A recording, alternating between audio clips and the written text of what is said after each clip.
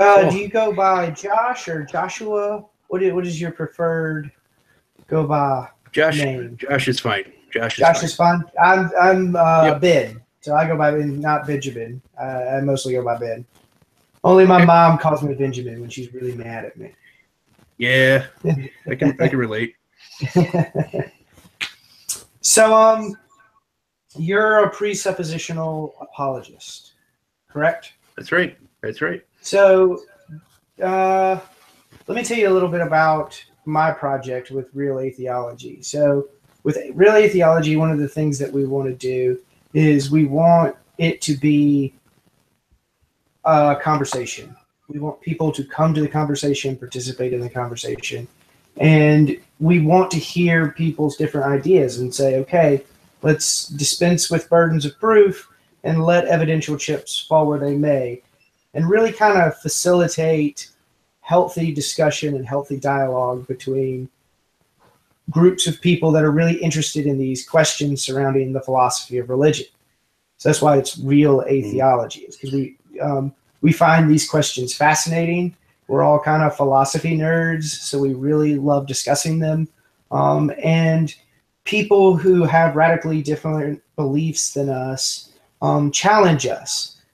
We can challenge each other, and we can grow in the types of thinkers that we are. So regardless of what we believe, how we think improves. And I think that's something that matters.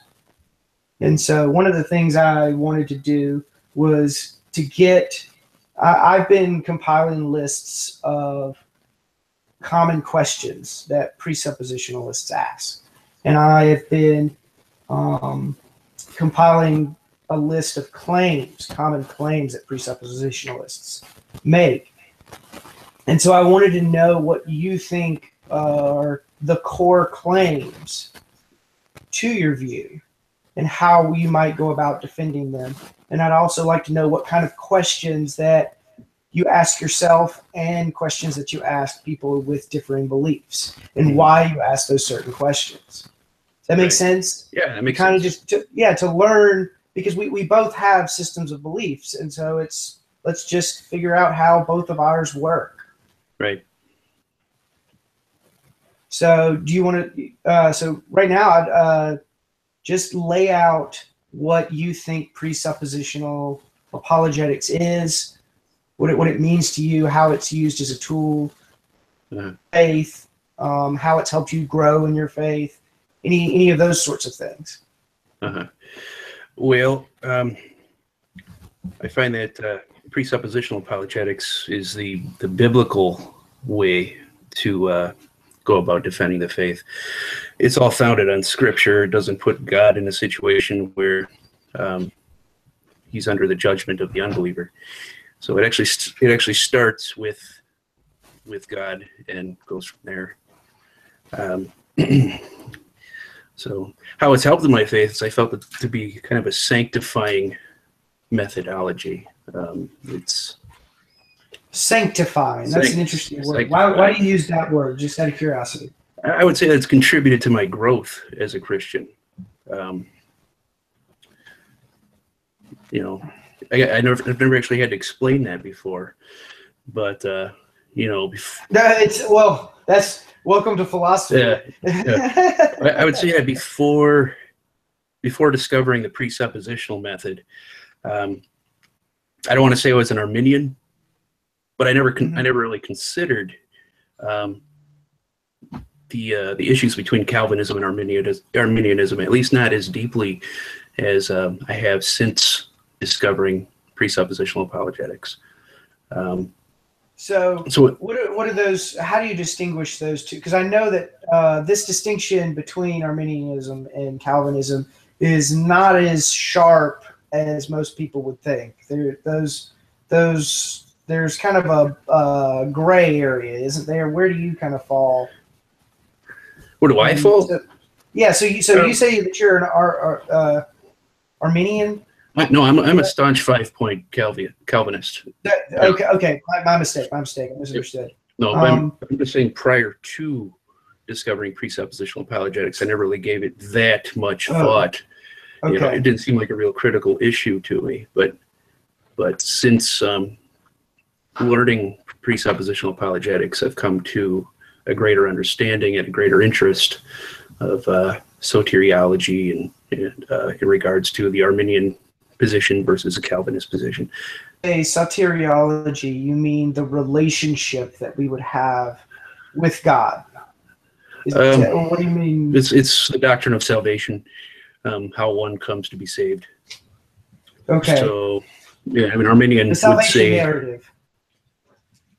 Yeah, we'll go with that. Yeah. I mean, basically, an Arminian would say that they choose Christ, and that they could even lose their salvation, where Calvinists would say the opposite. We say that God has chosen us, predestined us from before the foundation of the universe.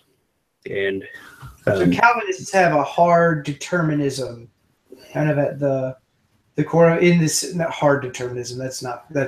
I should be careful how I use terms like that. We believe in the sovereignty. We believe in the sovereignty of God, that He's sovereign over all things.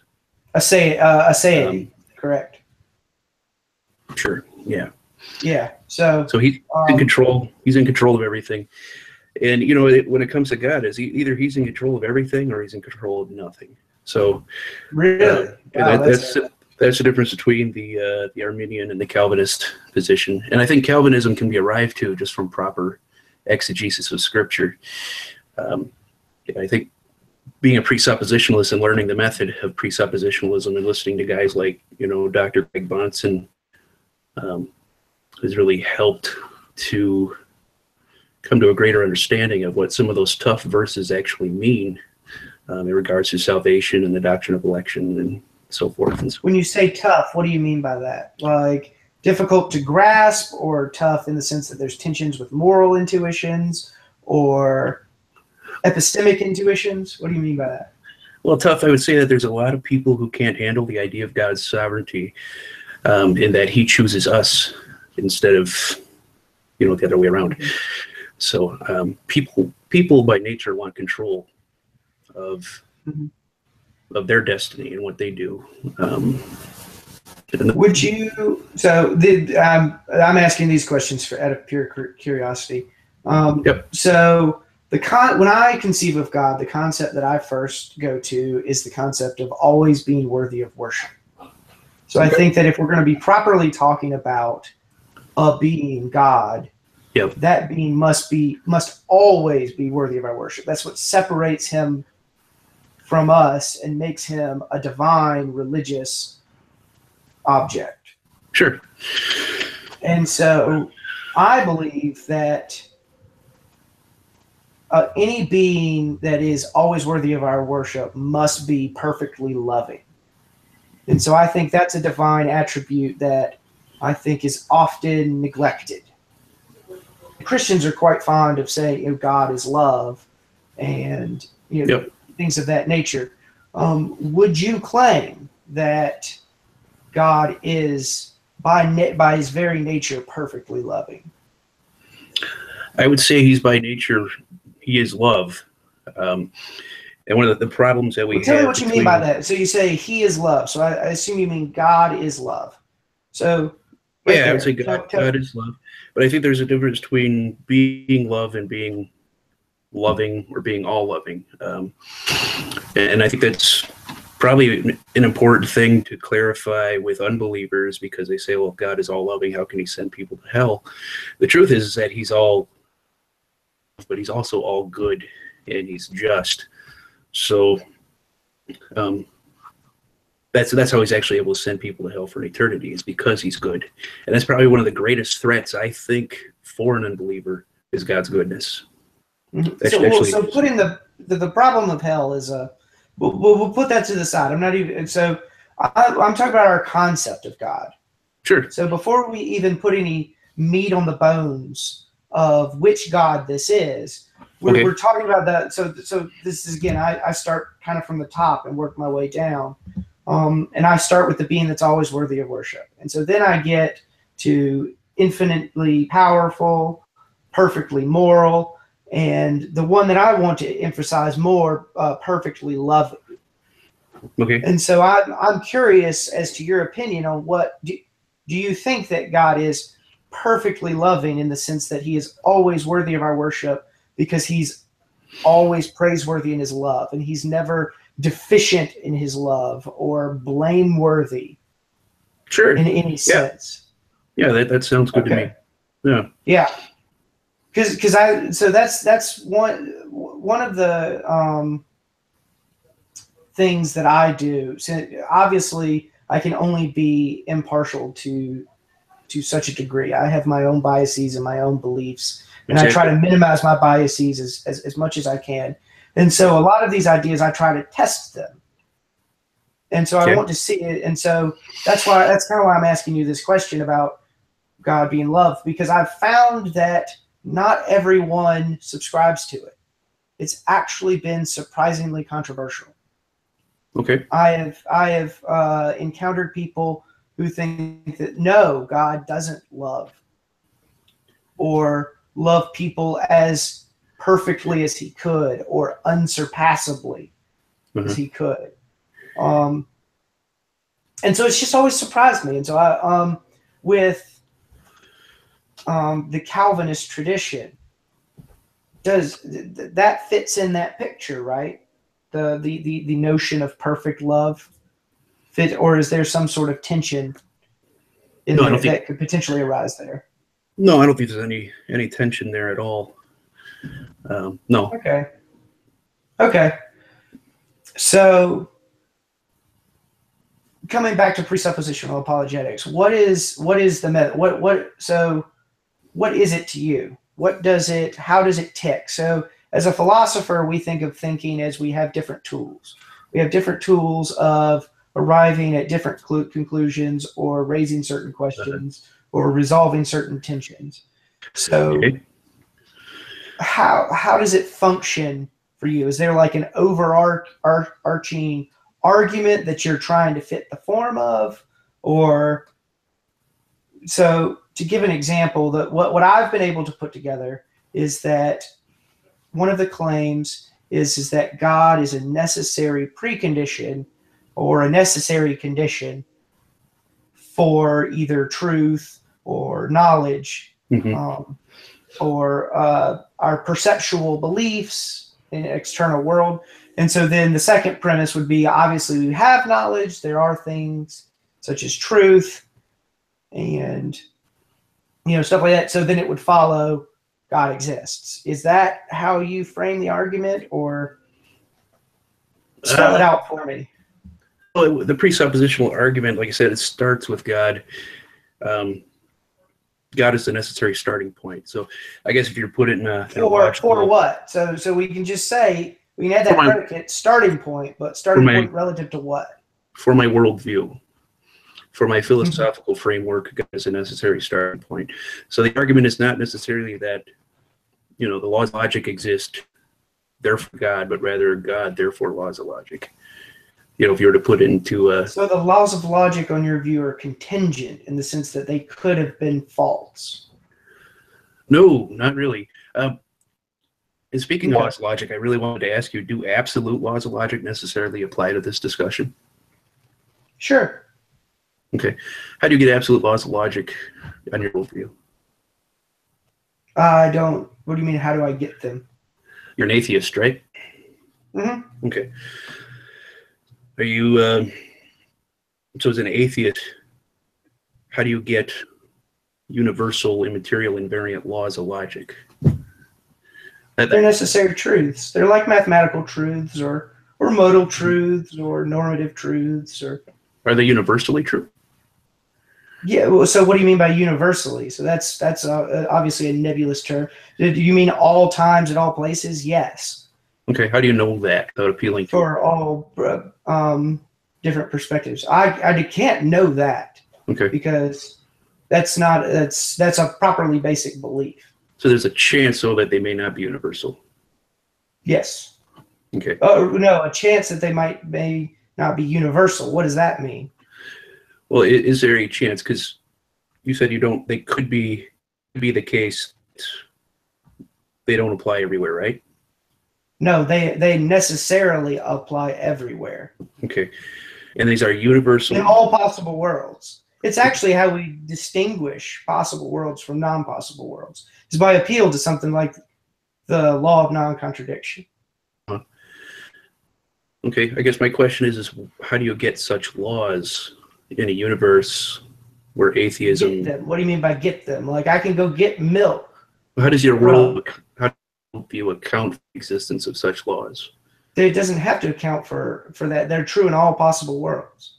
This is a possible world. It's true in this world. It's true in all worlds. Okay. Well, so they're not made of matter, correct? No, they're abstract. Yeah, so abstract, matter would be concrete. So we have two categories. We have abstract truths and we have concrete truths. Mm-hmm. So the truth that diamonds are made of carbon is not the same as the truth that 7 is a prime number. Those are entirely different categories. Okay. See, the Christian position is that the laws of logic are rooted in the mind of God. God is unchanging. He's universal. He's immaterial. And so that what laws if of logic God are doesn't exist? Well, the thing is that God does exist, and that we'll have this revelation. I know you believe that. I certainly understand that you believe that. I'm saying, what if? So this is a modal claim. What if God doesn't exist? Do the laws of logic just not apply in those possible worlds? What does it even mean to be a possible world where the law of non-contradiction doesn't apply? Mm-hmm. Well, I don't entertain the possibility that he doesn't exist because I already have this innate knowledge. So do you, and that's the Christian presupposition. So it's infallible. So you have infallible knowledge that God exists. You couldn't be wrong about it. Right. And neither could you, by the way. I mean, I'm saying that you have an innate knowledge that God exists, according to Romans 1:18-21, that you have a general revelation that God exists, and that you act and live as if He does. I'm saying that the universal laws of logic, which are immaterial and don't change throughout time, rooted in the mind of God. Where on your worldview, you're just saying that's an interesting. No, I want to go back to that claim. Let's make that claim clear. So say what you just said again. Well, the laws of logic are immaterial. They universally apply, and they don't change throughout time. Yep. No. Before that, about my worldview and your worldview, what you were just talking about. On your worldview, we can't have universal truths to appeal to because we don't have universal minds. Correct? So we can't have universal truths, or at least because we don't have universal minds. Is that what you just said? Right. Or else we can't be aware of universal truths. So the cause of say, I don't know what you mean by this. So explain what you mean. Okay. By that claim. Well, I mean, in order to have a truth, let's say the law of non-contradiction, universal truth, how do you have that truth?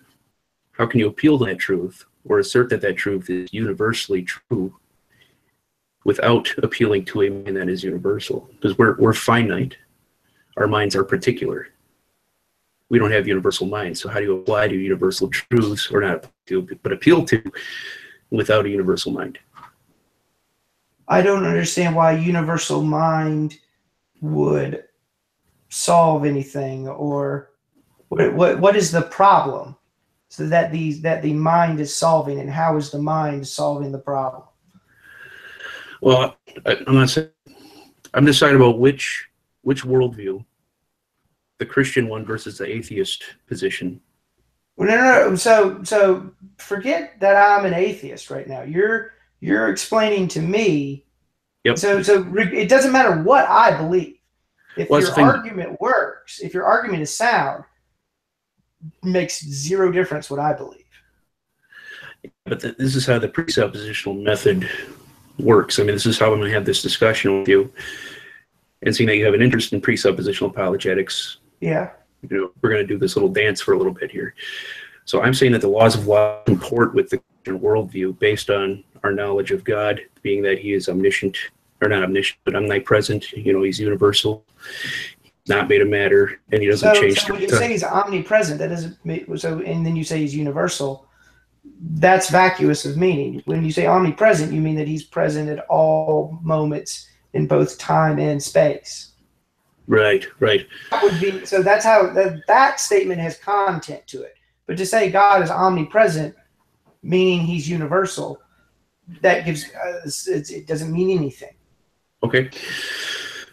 All right. So that's my position. Okay. The laws of logic are rooted in the mind of God. Now, my job is not to prove this to you. This is how presuppositional works. Apologetics. It's not my job to prove it to you. Proof doesn't equal persuasion. I could give you a logical proof for God's existence. Whether or not you accept it does not invalidate or validate my vision. Sure. So now I'm asking you, as an atheist, where our ancestors are fish and we're biological bags of stuff, how do you get absolute logical laws that don't change throughout time?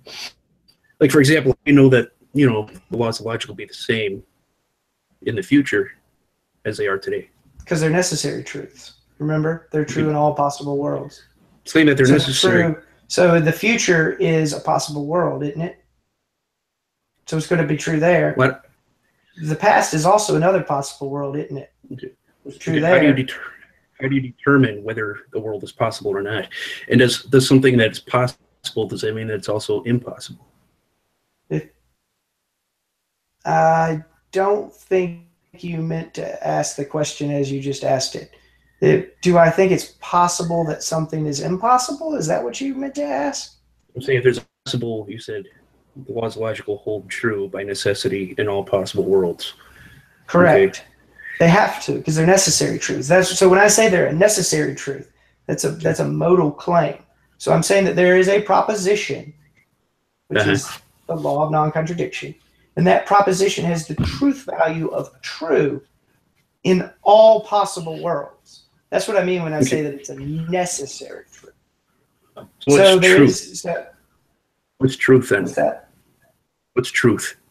So are you asking me to define truth, or are you asking for a procedure for discovering truth, or are you asking for theories of truth? Just a definition would be fine. Sure. Because truth is quite a rich topic in philosophy, as you may know. So, right. And it's quite a controversial topic as well. Mm-hmm. So, in my view, truth is a two-term relational predicate between a proposition and a state of affairs in the world.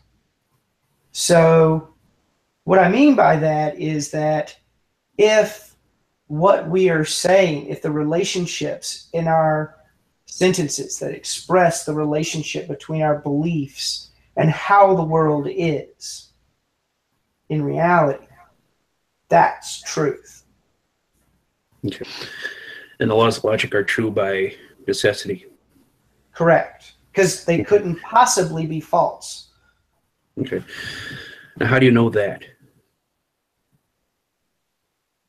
So you were asking, what is truth?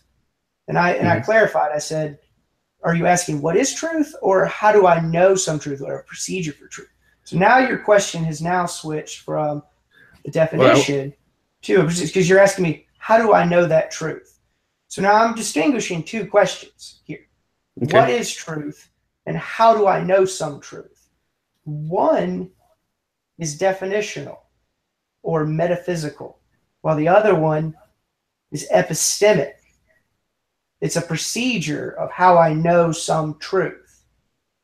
Okay. You see the difference? So we can't slide between these questions. I guess basically what I'm wanting to give you is, you say that the laws of logic are necessarily true throughout time by necessity. Okay. Yeah. I want to know all time and space. Yeah. I want to know how you can know that anything's going to be true in the future. So that's a how do I know question. Yeah, that's a how do you know question. Right? Because my main goal. So now we've changed from So we've got a definition of truth on the table, Yep. and now we're moving to a how do you know question about presumably induction, correct? How do I know that the future is going to behave like the past? Sure. So I don't. Again, that's another properly basic belief. So I can't justify induction. That would be circular. Right. No, you can't. How do you know that God is not a properly basic belief? He might be. That's an interesting question. Alvin Plantinga defends the view that a belief in God is a properly basic belief. Okay. I don't think that he's a properly basic belief for the simple reason that I think that there are sufficient defeaters for a belief in God. But those are my atheist beliefs. I wanted to talk to you about your beliefs. So you asked me about induction. And so I said that's a properly basic belief. So I can't. That's one of the things that I have to start from. It just seems kind of like an easy way out, because I'm just going to say that Well, God. it's not an easy way out. It's just admitting that that's the epistemic situation that I find myself in, that I believe you're in as well. Like I think that you do believe induction works, even though you couldn't justify it. Well, I justify it by appealing to Scripture, which says that the future will reflect. Well, that's circular too, because you would then use induction to get to Scripture. So it'd just be the same circle. None of us can justify induction. That's why there's a problem of induction. Hume famously. Yeah, I'm aware of him. Yep. Yeah, David Hume, the problem of induction. No one has solved the problem of induction. Some people have claimed to have solved it. I know Paul Draper has claimed, but I haven't seen that work, so I can't attest to it. Okay.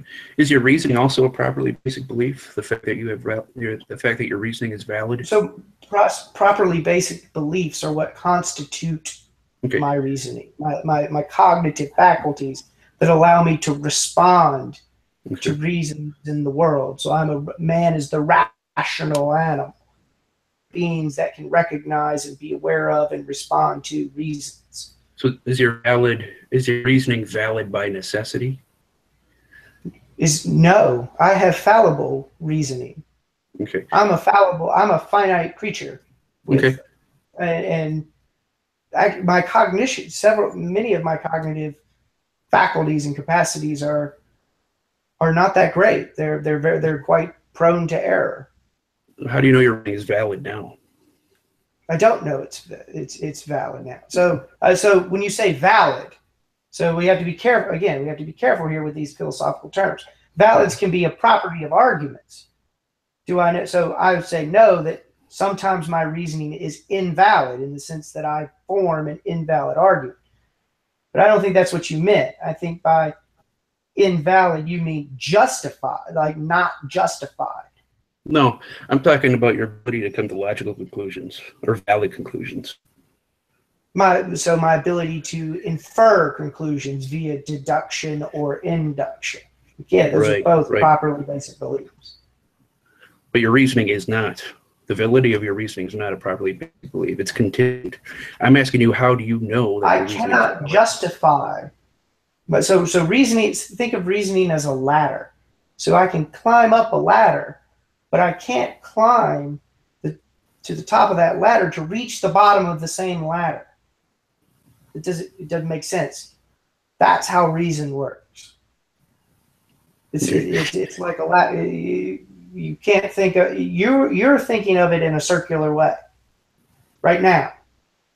So actually, I have some questions for you now, because I want to see where you fall kind of in these and see how you respond to certain things. So are you familiar with what a trilemma is? I've heard the word, yeah. Trilemma. So trilemma is that you've got three statements, but only two of them can be true. So whichever one you reject basically defines your position. And this is a trilemma that anyone who's taken an epistemology class is aware of. So this is certainly not unique to me. This is not my. I found this through a YouTuber. So the first claim is, I do not know I am being systematically deceived. That's the first claim. I do not know that I am being systematically deceived. Do you believe that is true or false? That I do not know. No, I don't believe I'm being systematically deceived. Okay, excellent. The second claim, have knowledge, I must know I am not being systematically deceived. So I'll say it again. To have knowledge, to have genuine knowledge, I must know. I must know prior. I am not being systematically deceived. Yeah, I would say that's true. So you accept that claim. And the third claim is super easy, and it's I have hands. Do you accept that claim? I accept that claim. Yeah. Cool. So you accepted claims 2 and claims 3, and you rejected claim 1. Right? That's how that went down? So yeah, if we put those claims together, we can say, to have knowledge, I must know I am not being systematically deceived. So therefore, and I know I have hands. Therefore, I know I am not being systematically deceived. And that's what you think is true, correct? Right. I would agree that you have hands, yeah. Yep, you agree that I have that you have hands. Because you have to take these claims on too yourself and reflect on them and introspect. So this is an internalist position. So this is how you believe that you have to continually give reasons to have beliefs. You can't believe something justifiably unless you can give reasons for it. I am not an internalist. I am an externalist. I reject the second claim. I say that I do not have to know that I am being systematically deceived, that I have hands. So again, I accept the first claim. I do not know I am being systematically deceived. So that's an externalist account of justification. So if it is the case that my cognitive faculties are working properly and the content of my beliefs match the content of reality, then I have knowledge. So those are the conditions for which I have knowledge. Even if I can't give a reason for a belief, if I can't continually give, because I think that gets into the infinite regress. Yep. It'll just go on forever. So if you were to ask me, how do you know? It wouldn't matter. I will grant to you right off the bat that I do not know. I am not being systematically deceived. So you're saying you could be, but that's not a problem for my view because I reject that second claim, and I'm forced to out of necessity because it's a trilemma. Get rid of one. Are you saying you could be wrong about everything you claim to know then?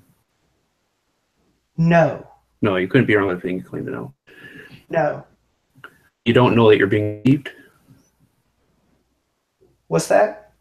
I don't know that I'm being systematically deceived. Okay. Let me ask you this. Is it possible that you're an 80-year-old woman comatose in an ICU right now and all this is just an illusion? Yes. Yes, it is logically possible, but it is quite implausible in the extreme. Okay. But if that's possible, your only way out of that is with omniscience. Out of that is with omniscience. Right, right. Because you could be an 80-year-old woman in a hospital bed. Whether or not that's a high probability is not really an issue at this point.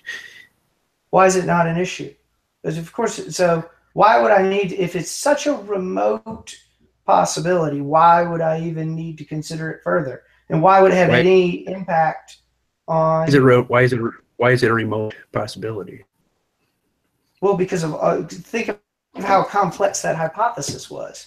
Just the intrinsic probability alone, low, because it has so many ways it could be false. Yeah, probability. I could be an old man. I could be an old man. I could be a young child in a coma. Many different ways that hypothesis could be false. The intrinsic probability is super low. I mean, it would take extraordinary evidence to overcome that intrinsic improbability. Okay, but whether or not it's improbable and probability is always going to be determined by what you already presuppose to be true, correct? I mean that's not even a probabilities. Yeah. No. I mean, I'm an engineer. I took a class called probability and statistics because there are probabilities in the world. You are so they're not at all dependent on my presuppositions or my beliefs at all. No. I mean, if something probably happened, that's the case regardless of anything about me. But if you could be, whether it's probable or not, if it's even remotely possible that you could be an 80-year-old woman, and let's just say you could be in the Matrix, for example.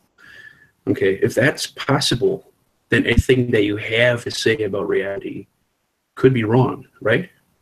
Yeah, it's possible that it could be wrong. So you could be wrong about everything you claim to know. No. I know I'm not omniscient. Okay, that's great. How do you know that? Because I'm not omniscient. Okay, if I was omniscient, I would know it. How's that begging the question? I know that I'm not omniscient. I'm not all-knowing. I know that. Okay, but how do you know that? How do you know that? How do you know anything to be true? How do I know anything to be so again, remember, so now you're going to an internalist model of justification. Didn't I already tell you I'm not an internalist? I'm an externalist. That doesn't determine my question. That's point one. Point two is that how do I know that I know something? Or you're asking, how do I know some truth? Is that what your question is? I want to know how you know anything to any degree, because if we do a little, go on a little checklist here that you've done reason. You said that, and then you said that you could be wrong. That because you could be in the Matrix, anything that you have to say about reality could be incorrect. Even if I was in the Matrix, 2 + 2 would equal 4, and I'd still know that. 2 + 2 = 4 or 5 minutes from now? Yes, it's a necessary truth. I thought we went through necessary truths already. Yeah, I don't buy the whole necessary truth. I'm saying it does. You don't buy modality. You don't buy possible claims about possibility, necessity, contingency. Not on an atheist. You don't buy any of that. Not on an atheistic worldview. I don't. I'm saying that. What about an atheistic world has anything to do with modality? Since modality is true in all, the truths of modality are true in all possible worlds. Well, I'm saying that on your world, you can't have universal truths, and you're saying that you can because they're just. You're saying I can't have universal truths. Well, right. I'm sitting here right now. 2 + 2 = 4. So obviously, I have knowledge of a universal truth. So you need to provide some sort of reasoning that says that on your worldview, where you are a biological bag of stuff, you're basically a meat machine, and all your thoughts are determined. I didn't say that. Did I claim that? I haven't made those claims. That's a what I would call a properly basic truth of atheistic presuppositions. You have to be limited to naturalistic presuppositions. All that exists is the material. No, right? I'm not. What? No, I could believe in ghosts and poltergeists and angels and demons. I don't have to believe in a God. No, but I could. Okay. I have certain beliefs that maybe in the philosophical world are considered rather extreme, in the sense that I'm a non-reductive physicalist. I believe that consciousness is real. Some people think that's too spooky. I believe in moral properties and normative properties, and some people think that's too spooky. Okay, so I understand this here.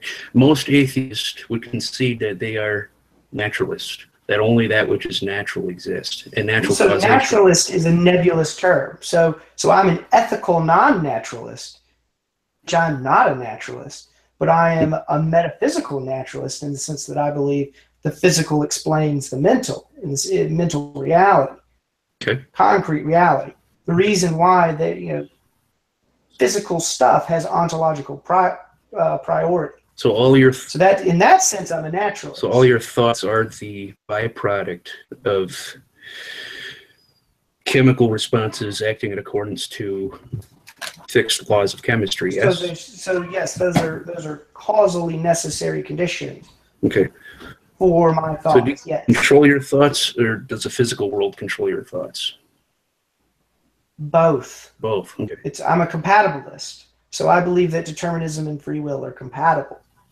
Okay. See, now you're sounding like a Calvinist. But anyway. See? See? I'm almost there. You're almost there. Yeah. No. So in some senses, I'm not free, right? So I'm free in a way that a bird is not free, but I'm not free to not believe some truth. So if you were to hold a gun to my head and say, don't believe that Abraham Lincoln is the 16th president of the United States, I couldn't just forget that. I couldn't just So kind of an epistemic voluntarism is naive, and it's almost certainly false. There's certain instincts that I act on, or different motivations and biases that affect my decision-making processes. So those are ways in which I'm not free. Does that make sense? Yeah. So I wanted to ask a couple more questions, because I like where this conversation is going, because I feel like you've made some very interesting claims.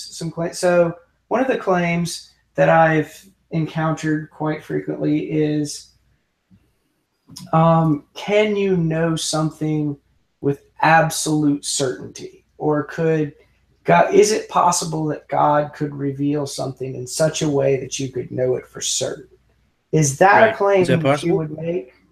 So no, I don't think it's possible. So it depends, I guess, on the question. So if we're internalists, it's not possible. But if we are externalists, it is possible. Okay.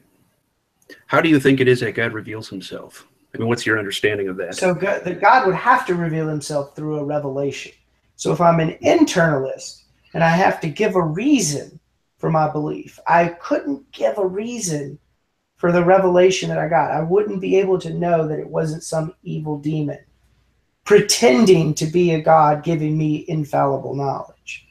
Couldn't rule that out. And so that's why I move away from the internalist model. I think the externalist model is better, because in that way we could say, look, if I believe that God has revealed himself to me, I have justification for belief. What we're trying to establish is the justification. And it is the case that God has revealed something to me. God does exist and is omniscient and has revealed information to me. And I believe that information. Then you'd say, yes, God could reveal something in such a way that I know it. I don't put on the for certain, because the for certainty certainties doesn't relate to truth. Okay, I'd like to revisit that, but then I'm going to ask you, what is your understanding of how God reveals himself? I mean, you've spoken to a lot of presuppositional revelation. Okay, do you know the specifics of that revelation? Pretend I don't. Okay. God reveals himself generally in what's created, and that includes ourselves. General revelation. General revelation, you got special revelation. That's Yep. his written word, and in the person of Christ. So what you have as an unbeliever, according to Scripture, is enough knowledge to your condemnation that God exists. You don't have a saving knowledge of God. And whether or not you're ever going to have that is all in God's hands. So, yeah, through general revelation, we have that knowledge that God does exist. Also, being in His image, there's certain things, certain characteristics that we're going to have. There's certain things that we're going to do, like, for example, assuming laws of logic, moral imperatives, objective moral imperatives, uniformity in nature, human dignity and value, the basic reliability of sense memory. Something that too is how you know that your senses actually convey reality to you in such a way that's actually meaningful. But so basically, that's how God reveals Himself. Okay, so I've got some questions for you now then. So obviously, I'm an atheist. One of the things that I find a compelling argument is the argument from evil. And I'm sure you're familiar with it. Yeah. And so how do you reconcile the existence of, say, horrendous evils where people lose themselves entirely and believe that their lives are no longer worth living, like, Holocaust survivors? How do you reconcile those with the belief in a perfectly loving and perfectly moral being? I would say that evil exists for sufficient reasons for God. We have plenty of examples where God will actually use... Well, that's trivial. If God exists, obviously He has a sufficient reason for all the evil. That doesn't answer the question. That's how I reconcile. I presuppose With a trivial claim with no content? Because if God exists, and that sort of evil is incompatible, if horrendous or gratuitous evil is incompatible with God, well, then obviously He has a sufficient reason for it. The question is, what do you think the sufficient reason is for? How could you understand it and actually solve the problem? Well, I don't pretend to know everything about how God thinks or the way He thinks or His purposes for everything, and I'm comfortable with that. You should be. I think that's a reasonable belief. Okay. Could you give an example of something that is evil, though, again? No. We're sticking with you and the problem of evil. My beliefs, again, don't matter to the problem. Well, it's a two-way discussion. Well, it is a two-way discussion, which is why I'm posing the question to you. Right. So I'm asking you how you resolve the problem of evil. Instead of answering that question, you're then asking me an example of something evil. Well, I gave you the answer. I mean, whether or not you accept it, that's fine. I don't really, it makes a difference. Of course I accept it because it's trivial. Okay. Oh, okay. Well, I mean, if that does it, that does it. Well, I'm just saying it happens for reasons sufficient to God. But in order for your question to even make sense, you have to have a... But what about to us? So it's sufficient for God, but what obligation does what does that even mean? So what is sufficient to God? I'm just saying there's reasons that are morally sufficient for God as to why He permits evil. I mean, that's how... Is it morally sufficient for us? It's irrelevant whether it's morally sufficient for us. I mean, since God... I think if we have moral value, I think we're pretty relevant. Right, but we don't... God's not accountable to us, and that's that I'm making. God's what? Not accountable. God's not accountable to... us, right. To us, okay. Right. Granted. Right. He doesn't have to anything to us. Your heart is going to beat probably... Well, the properties that we ascribe to God have implications, and they constrain the way the world would be if it were created by such a being with those properties. So when you attribute the properties of moral perfection and perfect love you definitely constrain the way in which the world could be. The world couldn't be an eternal place of excrement for everyone, the worst possible misery for everyone. That the world couldn't be that way, right? Okay. I'm not even sure how to answer that question. Are you asking, could the world be that way for everybody? I'm saying that the properties that we ascribe to God constrain the way the world would be if it was created by such a being. So the properties we ascribe to God have implications. When you say that God is perfectly loving, you're saying that he cares about his finite creatures unconditionally, unsurpassably. Those are implications of assigning that property, a prima facie implication of assigning that property to that being. So God couldn't just hate everyone as much as possible if we're going to call him perfectly loving. Well, based on proper Jesus of Scripture, that God does hate some. And so that's perfectly loving. That God hates some, yet his love is complete. Are you getting this from Scripture? No, I'm getting this from the definition of perfect love. So perfect love and complete love. I just want to make sure that your ideas of God are relevant to Christian God. My conception of God started with the being that's always worthy of our worship. And I am also borrowing claims that you are committed to, that God is love. I don't, these are the properties that we say are essential to God. If there fails to exist a perfectly loving being, right? But I said he's all. Well, then God doesn't exist. I would say that he's also all good.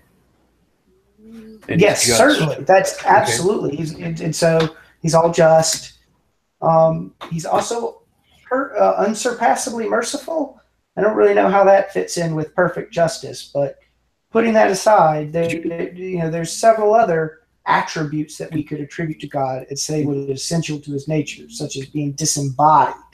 Could you give me a definition? So God doesn't have a body. Could you give me a definition of love? How would you define love?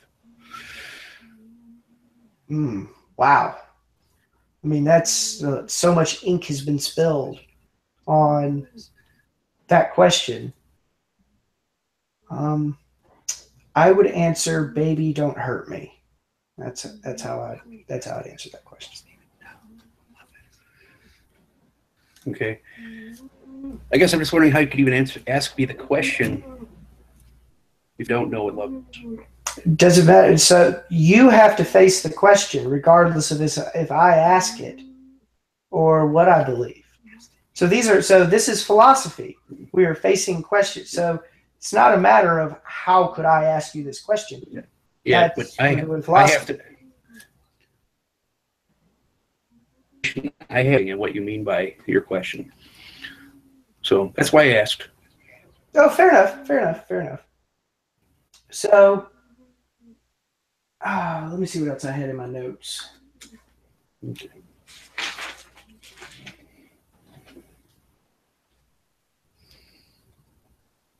So I've seen some of the. I want to run through some of the claims and see which ones that you agree with that I've been compiling. So the proof that God exists is that you cannot know anything unless God exists. Yeah. Okay. Yeah, I'll go with that. This is supported in the Bible by the phrases, "The fear of the Lord is the beginning of knowledge." Would you say that biblical passage supports a presupposition? All the treasures of wisdom and knowledge are deposited in Christ. Yes, that was the next claim I was going to read. You read my mind. I kind of figured. So you accept both those claims. This is good. Presuppositional apologetics is not claiming that atheists can't know anything. They believe atheists do know things precisely because God exists. Would you agree with that claim? Even add some, I would add some detail to that, though. I would say that it's What would you because add they to know it? That's because they know because that they God know exists. because they know. Because they know God. So which they if suppress. I know if I know that God exists and you're an internalist, I have to be able to give a reason for that belief in order to know it. I can't give a reason for believing in God because I don't believe in God. So are you not an internalist? Are you actually an externalist about justification? Well, that's the thing, though, is that the revelation, or the ways that by which God chooses to reveal himself that I've given you are both internal and external. Because we know God. Both. Well, we know him innately because we're made in his image. So we have an inescapable revelation from him in that way. Inescapable? Because if we're made in his image, we're kind of stuck with that. I mean, it's who we are. It's a part of who we are. Made in his image. Right. You can't escape from that. And that's why you recognize things like logical absolutes. You say that they're just, properly basic beliefs. But I say that God is a properly basic belief. And on what basis are you going to judge me to be wrong? Reasons, defeaters for the properly basic belief. Defeaters for... You can't offer defeaters for the laws of logic. Well, no, absolutely not. They are true. They're universally true. And that makes sense. But I can offer defeaters for God. So that's a relevant difference between the laws of logic and God. Was your argument? One you can offer defeaters for, but you can't offer... I certainly can offer defeaters for God. I'm a philosopher of religion. That's what I do. Was that argument regarding evil, was that one of the defeaters? It's a potential one. So it's one that I just threw out there to see how you reconcile with it, because I actually don't defend that style argument from evil anymore. I moved more to a Draperian explanatory type argument from evil. That's how I would say that something like naturalism or the hypothesis of a difference explains known facts about evils better than a biblical hypothesis. But if there's a chance that you could be an 80-year-old woman comatose in an ICU, whether they be highly probable or not, anything that you claim to know after that is in question by default. I don't think that follows at all. Why would I do? Why would such a remote possibility question the beliefs that I have through my... Why is that remote, though? Again, why is that remote? Because you're here... Because it has so many different ways of being false. The impact is huge. It matters because the impact is so huge. Okay, can you repeat that? Repeat your question again? My question is how do you know that that is not a high probability? Because the hypothesis has so many ways of being false. Remember, you had so many particulars in that hypothesis. It wasn't a very modest hypothesis. It's not a very coherent hypothesis either. Okay, well, I will simplify it and just say that this reality could be an illusion. Let's say Hinduism is true. It's hypothetically, it's not, but let's say in theory it is. They believe that everything is one and that all reality is an illusion. How do you know that this is not an illusion right now? I don't. And I don't need to know that it's not an illusion in order to have knowledge. I'm an externalist. Is that a possibility that this is an illusion? Is that this is an illusion? But what do you mean by this? That reality. Some things aren't an illusion. They couldn't be an illusion. To claim that I'm not an illusion. I'm just asking if it's possible. It's not all of it. So I know that I'm not omniscient. That can't be an illusion. Okay. If it were an illusion, I'd be omniscient and I'd know it. I know that it was an illusion. Because I don't know that I'm in an illusion, I know that I'm not omniscient. That can't be an illusion. Okay. Consciousness, my immediate experiences, the raw taste of strawberries, the feeling of pain, the taste of oatmeal. These are things that that it can't. What does it even mean to say that those are illusions? An illusion for who? Well, I guess my next question would be, you just listed off, the taste and all this other stuff. So you're appealing to your senses. How do you know that your senses actually convey what's real? I don't. They're properly basic. Again, I'd have to employ my senses in order to try to justify my senses. That's circular. It's viciously circular. Yeah, it's not valid. So how do you justify them? I don't. It's a presupposition. You're presupposing that your senses are valid. It's a properly basic belief. Okay. Belief. So, because it's not justified. So it's a belief. So you could be wrong. Yes. Okay.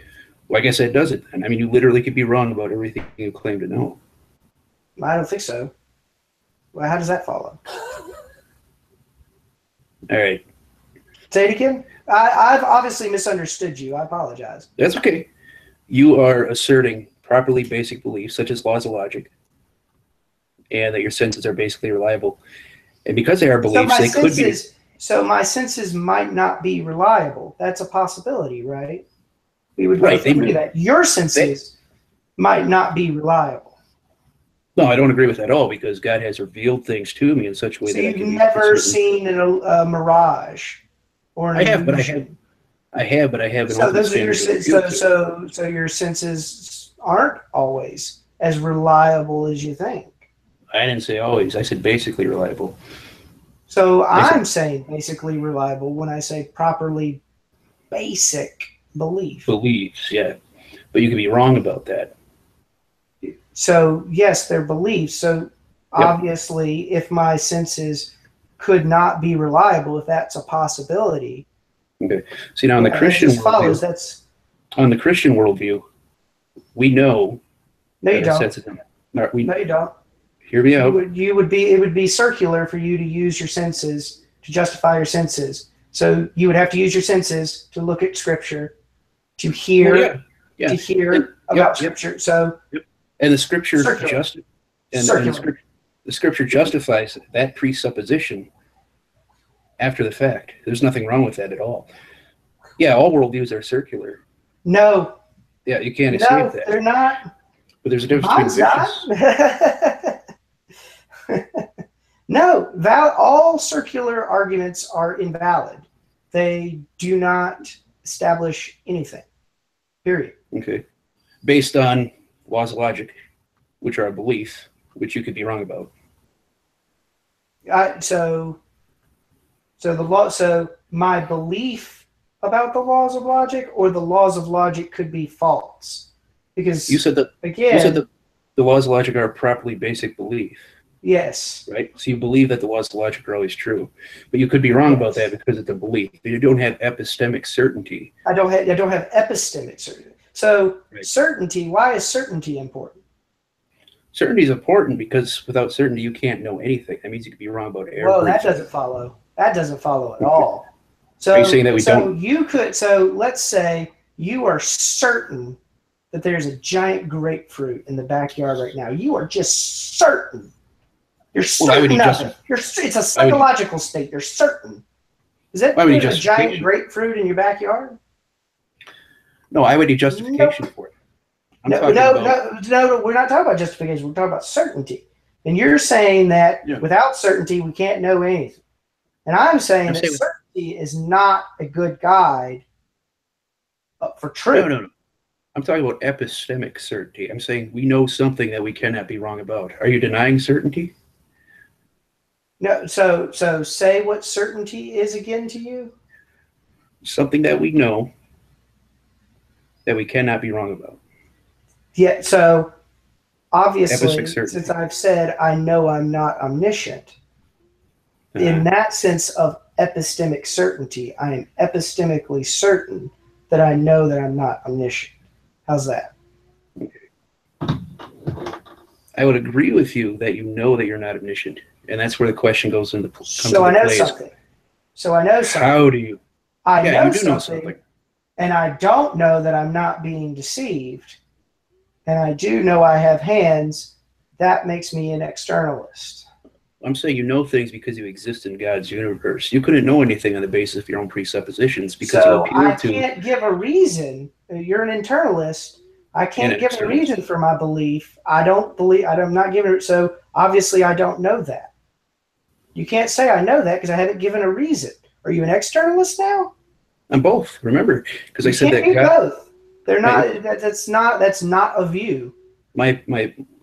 Well, So the justification either comes from the reason that you're getting, and you've got an infinite regress of reasons, or it's something external to you which justifies your knowledge. It can either be internal to you or external to you. It can't be both. I'm saying both because God reveals himself in a twofold fashion, internally and externally. No, I'm not. So I realize that you believe that God is giving you an inner awareness and external evidence of his existence. That's not what I mean by internal and external. Internal and externalist means that the justification for knowledge, the condition to have knowledge. So we'll just assume, we'll put Gettier aside and say that knowledge is justified true belief. So you need to have the justification in there. So that justification can either come within you in the form of giving reasons, or it can be conditions external to you, outside. If it's the case that your senses are reliable and you believe something for the reasons that are given in the world, then you know it. That's an externalist conception. You can't be both. Both is not an option. Okay. There is another option that's called contextualism, but that's a whole nother bucket of worms. And that's just saying that there's different contexts in which we use the words knowledge. So attempting to be both of. You can't be, so it's a trilemma. You have to pick, you can only be one. Remember? It's trilemma. You have to deny one claim and accept the other two. So you can't be any more than one position. Okay, so let's say any appeal to having two then be a violation of law non-contradiction, right? I didn't hear what you said. I'm sorry. Attempting to be both internal and externalists would be a violation. Would lead to a contradiction. Yes. Okay, which is an absolute law.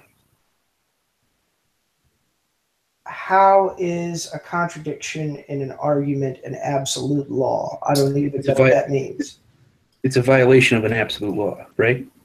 Law of it's a violation of the principle of non-contradiction. Yes, because there's a contradiction there. Okay. Contradictions are necessarily false. Okay. So again, I'll make the modal claim. And that's all contradictions are false in all possible worlds, at all times, in all places. And you're certain of that, or is that just a properly basic belief? Am I certain of that? Yep, epistemic certainty. So again, my certainty has no bearing on whether or not that is the case in the world. Am I epistemically certain? Is that what you're asking? Yep. So by the possibility, yes, epistemically, by the impossibility of the contrary, yes, I am epistemically certain of that. But it's still a properly basic belief because I don't know, I can't justify it without using the laws of logic. So it's a properly basic belief. It's a necessary precondition of rationality. If I were to abandon it, I would have no rationality at all. I couldn't even function. The thinking couldn't get off the ground. Now, again, I want to ask you, okay, we started off I kind of started off a little bit on the laws of logic, and I'd like to try to stay on that for a little while longer before we end the conversation. Well, I'll have to end it here pretty shortly just because my wife has made dinner, and she's given me a dirty look or two now, saying to come eat. So let's go ahead and we'll make this the final thought. Okay, sounds good. Now, you agree that the laws of logic are universal, they're immaterial, and they don't change. Yep. Okay. Now, are these concepts, They're where do not they come concepts, from? they're propositions. The propositions are they're conceptual. What do you mean by that? Are they prescriptive or descriptive? So by prescriptive or descriptive, I'm going to assume that you mean normative and non-normative. So yes, I think that they are normative in the sense that we ought to accept the conclusions of valid arguments with true premises. But I also think that they're descriptive in the sense that they can describe how the world is, how the world functions. Mm-hmm. So there is a normative aspect and a descriptive aspect to logic. If the functionality of the universe were to change, would that mean then that the laws of law, it couldn't change? It couldn't change because the laws of logic. So what does it even mean for a law of logic to change? That's what I'm asking you, if that's even a possibility. No, it's not a possibility. Laws of logic are necessary truths. They're true in all possible worlds. There's no possible world in which they're changing. Mm-hmm. It just doesn't even make sense. It's hard to if they're descriptive, form an idea in my mind. They're descriptive, make them of a changing law of logic. What I was trying to say is that if they're descriptive, that would make them contingent, which would make them subject to change. I don't think that's why being descriptive would that entail contingency? Well, because they'd be, if they're descriptive, then they are subject to our subjective interpretations. No, I don't think that. No, I don't think that's how that works.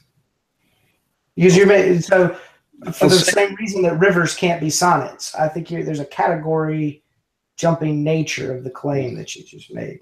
I'll send you a link after this. You can read about it. But okay, sure, yeah. That'd be great. I'd actually really like to see that link because again, I'm compiling all of this information. This is going to be a big project that I'm doing for Real Atheology. Mm-hmm. Okay. So I really appreciate you taking the time to do this. I know you had to, shuffle things around and we had to, arrange our schedules to make this happen. It really means a lot to me that you took time to come and talk to me about these. These are questions that interest me. I know they interest you. Yeah, I love having discussions like these. And I really hope that we can do this again. If this is something that you'd like to do again, or, we're friends on Facebook now. Feel free, please take part in those discussions. I have those discussions because I want people to participate in them. The only thing I ask is that people just be respectful. And you're not going to have that problem. I mean, you're a super nice guy, but I have to say it. Right. I got you. So, all right. Sounds good. Thanks, man. Dude, it was a good time. It was really nice to meet you. I'm really glad that our paths crossed. Yeah, me too. So, all right, buddy. Do it again. Easy. You too. Have a good night.